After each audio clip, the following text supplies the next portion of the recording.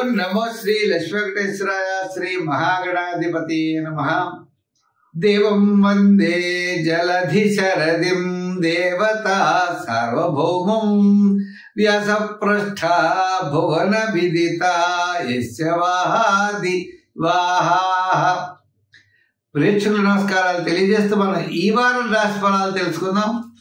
27/7/2025 నుంచి 2/8/2025 వరకు ఉన్న గ్రహాల యొక్క పరిస్థితులు అనుసరించి మనం రాశి ఫలాలు తెలుసుకుందాం.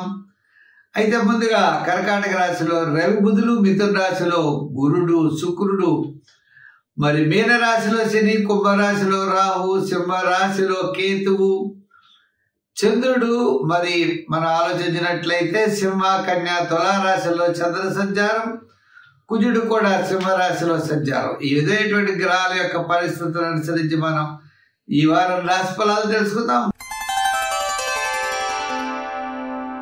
సింహరాశి.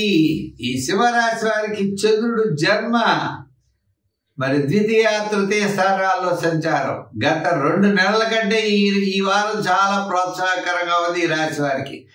చంద్రబలం అనుకూలంగా ఉండడం ద్వారా ఆత్మస్థైర్యం, మనోవికాసం, ఉత్సాహంగా ముందుకెళ్లేటువంటి పరిస్థితులు కనపడుతున్నాయి.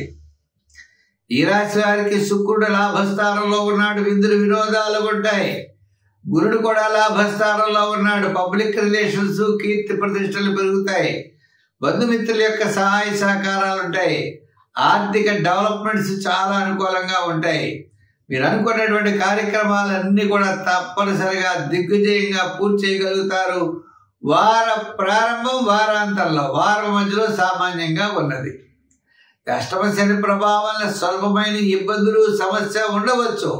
ఉన్నప్పటికీ కూడా వాటిని అధిగమించి ఉన్నతమైనటువంటి స్థితికి వెళ్ళేటువంటి పరిస్థితులు కనబడుతున్నాయి. విద్యార్థులకి చక్కని ప్రోత్సాహకరంగా ఉన్నది. రాజకీయ నాయకులకి తగిన చోట వాళ్ళకి స్థానచలన అవకాశాలు ఉన్నాయి. స్వతంత్ర వృత్తుల వారికి వృత్తిపరమైనటువంటి డెవలప్మెంట్స్ ఖచ్చితంగా ఉన్నాయి. ఆర్థిక పరమైన ప్రోత్సాహం, ఆర్థిక విజయాన్ని సాధించగలుగుతారు. వ్యాపారాత్మకమైనటువంటి విషయాలు చూసినట్లయితే వాళ్ళకు కూడా వార ప్రారంభం వారాంతం వ్యాపారాల్లో లాభసాటిగా కనపడుతోంది. జనరల్, కిరాణా, మెడికల్, ఫ్యాన్సీ, గృహోపకరణాలు, వస్త్ర, అపరాధ, ధాన్య వారికి చాలా ప్రోత్సాహకరంగా ఉన్నది. ఈ రాశి వారి సంఖ్యల్లో 1, రంగుల్లో ఎరుపు ధరించండి.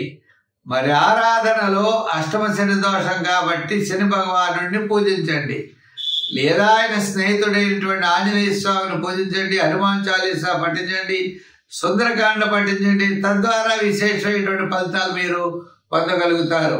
అష్టమ శని యొక్క ప్రభావం తగ్గి క్రమేపీ అనుకూలమైనటువంటి ఫలితాలు మీకు తప్పనిసరిగా లభించగలుగుతాయి.